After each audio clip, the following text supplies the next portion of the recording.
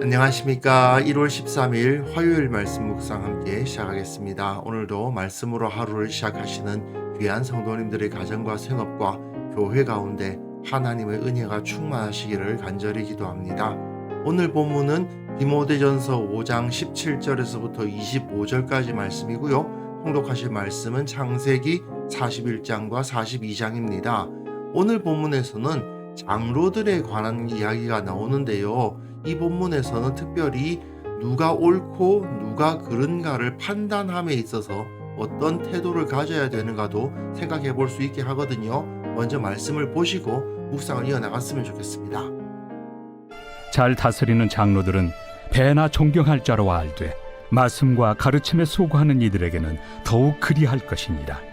성경에 일렀으되 곡식을 밟아 떠는 소의 입에 망을 씌우지 말라 하였고 또 일꾼이 그 삭슬 받는 것은 마땅하다 하였느니라.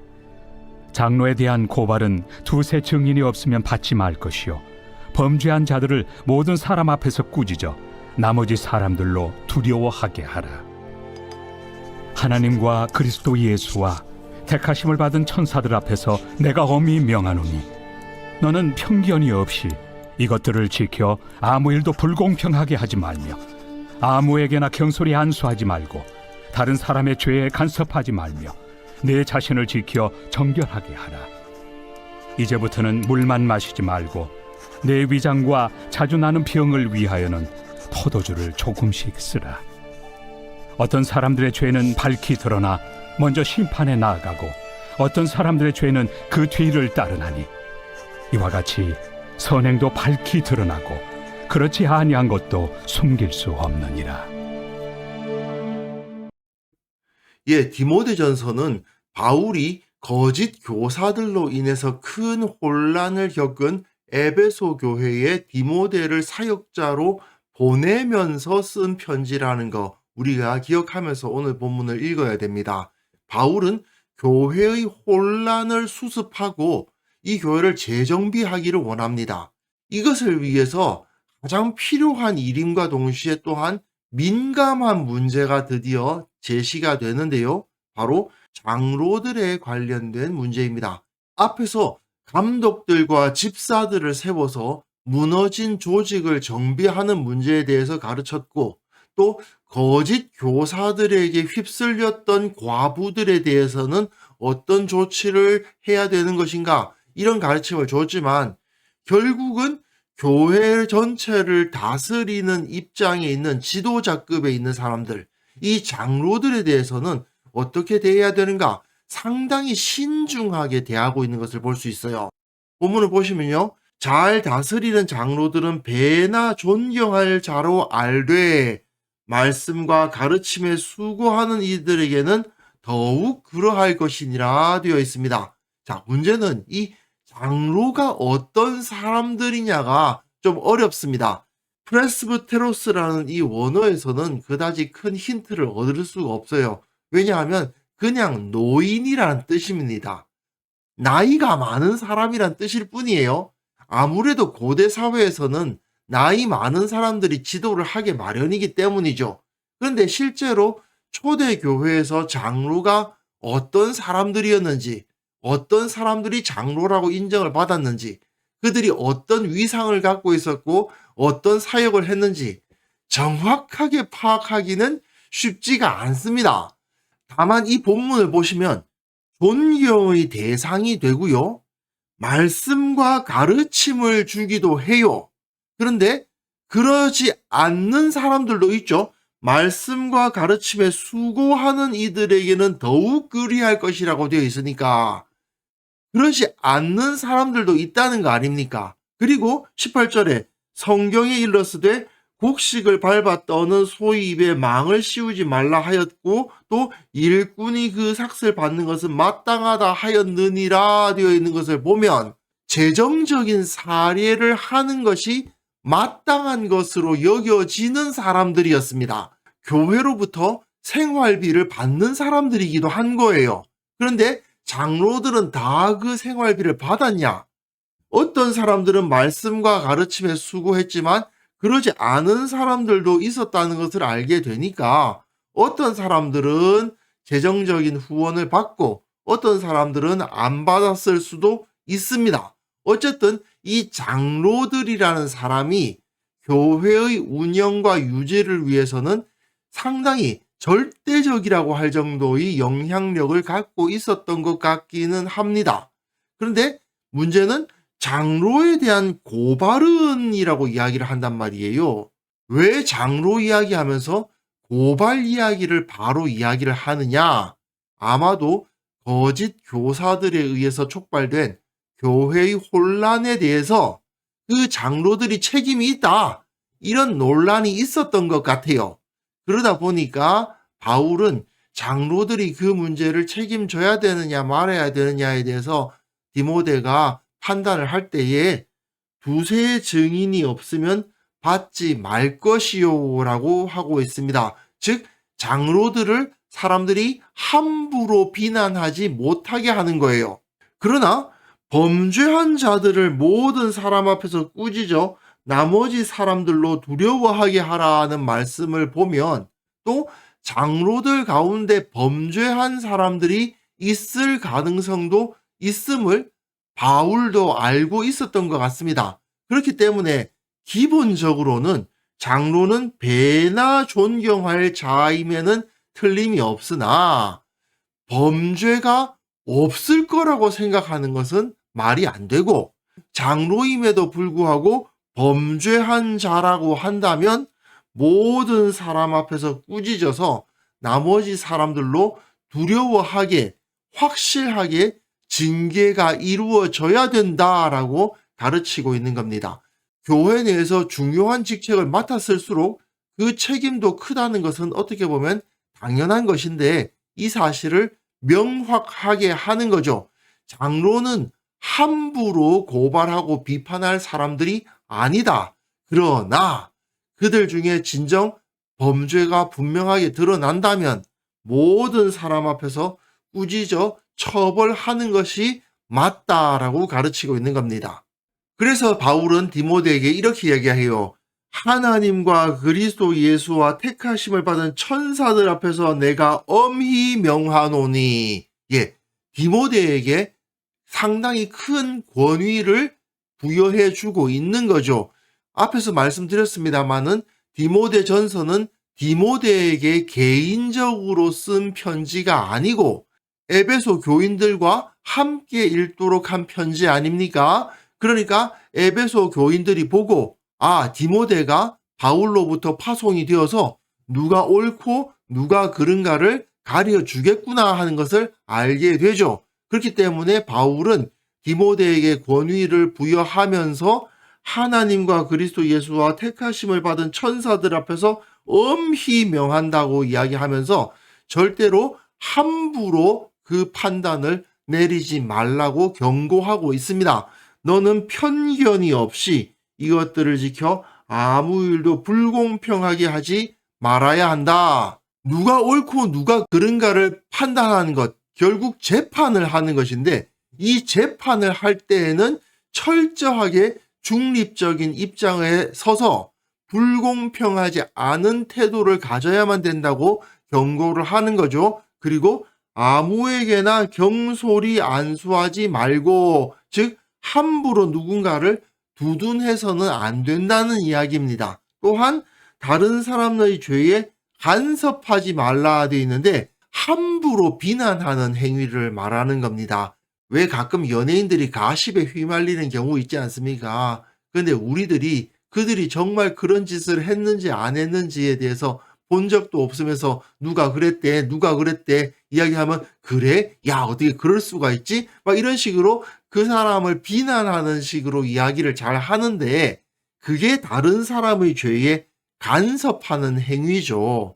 내가 그 사람이 죄 짓는 것을 본 적도 없고 수사가 이루어져서 정말 법원에서 유죄라고 판결이 난 것도 아닌데 그 사람은 이랬다더라 저랬다더라 하면서 비난하는 것, 그게 다른 사람의 죄에 간섭하는 건데 디모데가 에베소 교회에 들어가서 저 사람은 이렇게 했고요, 이 사람은 저렇게 했고요 하는 소리를 쉽게 듣고는 그래? 이러면서 저 사람은 안 될 사람이네, 이런 식으로 판단해서는 안 된다는 거죠. 그러니까 경솔히 두둔해서도 안 되고 경솔히 정죄하거나 나쁘게 보아서도 안 된다는 이야기입니다. 그리고 무엇보다도 네 자신을 지켜 정결하게 하라.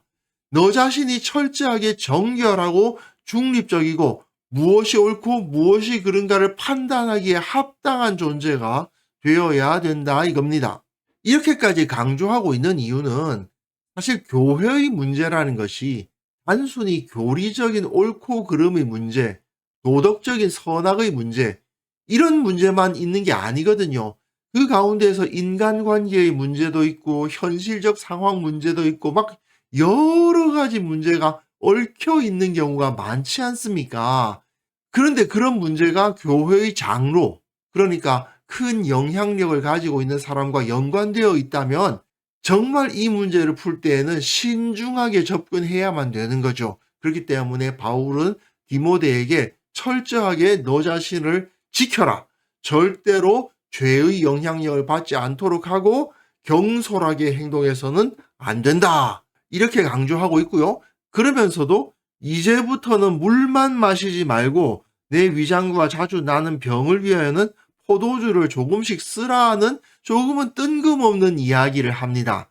이것은 앞에서 한 말의 부연 설명과 같은 것이라고 할 수 있습니다. 앞에서 내 자신을 지켜 정결하게 하라고 강조하고 있잖아요. 하지만 그 정결이 포도주도 마시지 않는 수준의 정결이냐?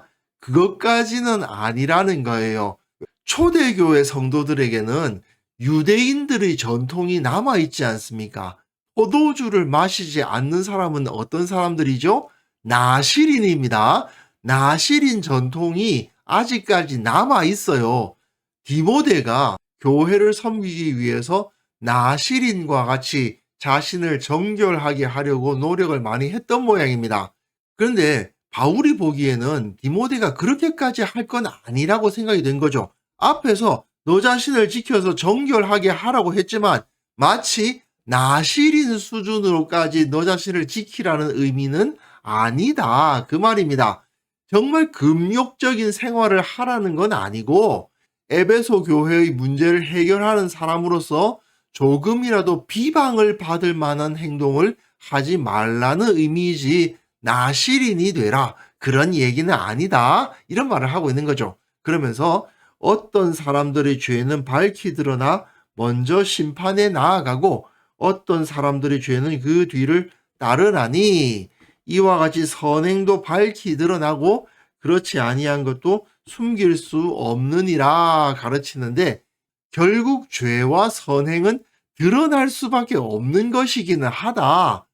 교회 문제 해결해 나가다 보면 범죄도 있고 인간적 관계도 있고 현실적 상황도 있고 뭐가 옳은지 뭐가 그른지 밝히기 어려운 상황을 만날 수 있긴 하겠지만 디모데야 네가 이 문제를 해결하지 못할 것은 아니라는 사실을 자신감을 가지고 이 일을 감당해라고 말하고 있는 겁니다.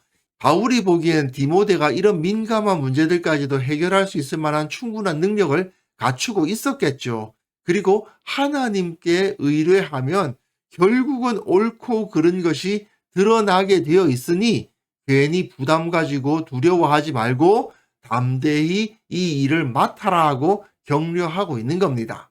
교회에서뿐만이 아니고 일반 사회에서도 마찬가지인데요. 그 안에서 문제가 생기면 그 공동체의 지도자가 비난을 당하는 경우가 많이 있죠. 제 경험에 의하면 교회에서 가장 많은 문제가 생기는 곳이 어디냐 하면 주방에서 많이 생기고요. 주차 봉사하는 곳에서 많이 생기고 또 뭐 교회 각 곳에서 이런저런 문제들이 생길 수가 있습니다. 그런데 그런 문제들이 생기면 장로들이나 목사들이 그에 대해서 직접 개입한 적이 없음에도 불구하고 목사들이 문제다, 당회가 문제다, 이런 비난의 화살이 돌려지는 경우가 있어요. 특히 교회의 재정으로 생활비를 받는 목사나 뭐 사무실 간사, 관리 집사 이런 분들이 교회의 분란에 억울한 비난의 대상이 되는 경우가 있거든요. 바울도 교회에서 생활비를 지원받는 장로들이 이런 억울한 비난에 노출된다는 것을 잘 알고 있었던 것 같아요. 그래서 그들을 존경해야 된다. 곡식 떠는 소 입에 망을 씌워서는 안 된다. 이런 말씀을 인용하면서 그들을 존중하라고 가르치고 있죠. 그리고 그들에 대한 송사는 두세 사람 이상의 증인이 없이는 받아들이면 안 된다. 이렇게까지 확실하게 이야기를 하고 있습니다. 그러니까 결국은 성도들이 교회의 지도자에 대해서 함부로 그들의 책임이다 이렇게 말하거나 비난하는 태도를 가져서는 안 되는 겁니다. 하지만 또한 이것이 양면성을 가지고 있다는 것을 우리는 인정할 필요가 있습니다. 실제로 교회의 중요한 리더십을 가지고 있는 사람이 죄에 대한 책임이 진짜로 있을 때에는요, 교회가 또한 단호한 태도를 취해야 됩니다. 교회가 바르게 서기 위해서는 리더십이 범죄했을 때에는요, 분명하게 단죄를 해야 된다는 거죠. 그러니까 정리하자면 교회는 함부로 리더십을 비난해서는 안 됩니다. 그러나 또한 반대로 부패한 리더십을 옹호해서도 안 되는 것이죠. 이게 사실 현실적으로는 쉽지 않은 것이라는 것은 분명하고 바울 당시에도 그랬던 것 같아요. 디모데에게 이런 말을 하고 있는 게 뭐 때문이겠어요? 그 자체가 그렇게 쉽지 않은 일이라는 것을 알고 있기 때문에 그를 격려하고 있는 거 아니겠습니까? 다만 우리는 여기서 교회는 무조건 좋은 것이 좋은 것이다 라는 식으로 유야무야 문제를 넘어가서도 안 되고 또 쉽게 누군가를 비난하고 탓하는 그런 문화를 가져서도 안 된다. 좌로나 우로나 치우치지 않고 그 정도를 찾아가기 위해서 노력을 해야 된다는 것을 오늘 본문을 통해서 확인할 수 있을 것 같습니다. 그래서 우리가 함께 기도하실 때에는요, 우리 교회를 위해서 기도했으면 좋겠습니다. 하나님 앞에서 우리 교회를 이끌어가는 자들이 온전한 거룩함으로 그 권위를 유지하게 하여 주옵소서. 우리 교회를 섬기는 이들이 주님 앞에서 늘 정직하게 잘 감당할 수 있도록 도와주시고, 또한 한국 교회의 모든 지도자들이 주님 앞에서 존경의 대상이 되도록 그들이 삶의 모범으로서 살아갈 수 있도록 그들을 위해 기도하는 시간도 가졌으면 좋겠습니다. 기도하겠습니다.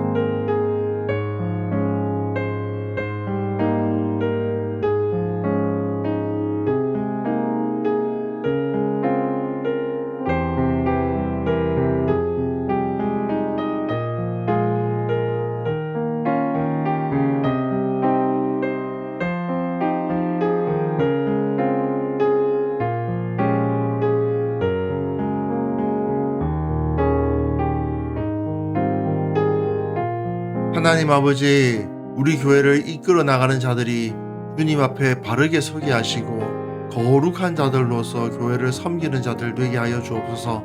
늘 정직하고 온전한 섬김을 실천하는 자들이 될 수 있도록 주께서 저들의 영혼을 붙들어 주시고 성실하게 하시고 주님 앞에 합당한 일꾼들이 되게 하여 주옵소서. 한국교회의 지도자들을 위해서 기도합니다. 모든 성도들 앞에서 또한 세상 사람들 앞에서 존경의 대상이 될 수 있는, 참으로 세상 사람들 앞에서도 모범적인 삶을 살아가는 사람들이 다 될 수 있도록 주께서 저들을 붙잡아 주시고 가르쳐 주시옵소서. 교회 가운데 부끄러운 모습들 주님께서 다 제거하여 주시고 주님께서 이 교회를 거룩하며 영광스러운 교회로 회복시켜 주옵소서. 아버지 하나님, 오늘 하루의 모든 시간들을 주님께 의탁합니다. 우리는 한 치 앞도 볼 수 없는 자들이오나 주님께서 모든 것을 이끌어 가시며 주님께서 모든 일을 주관하고 계심을 우리가 믿고 주님께 의탁합니다. 주께서 가장 좋은 것으로 우리들에게 채워주시고 우리의 마음을 기쁘게 하시며 주님의 능력으로 모든 것을 감당하게 하시고 오직 주님께 영광 돌리는 우리 모두가 되게 하여 주옵소서. 주님께서 우리와 함께하여 주심을 인하여 감사드리옵고 예수님의 이름으로 기도합니다. 아멘.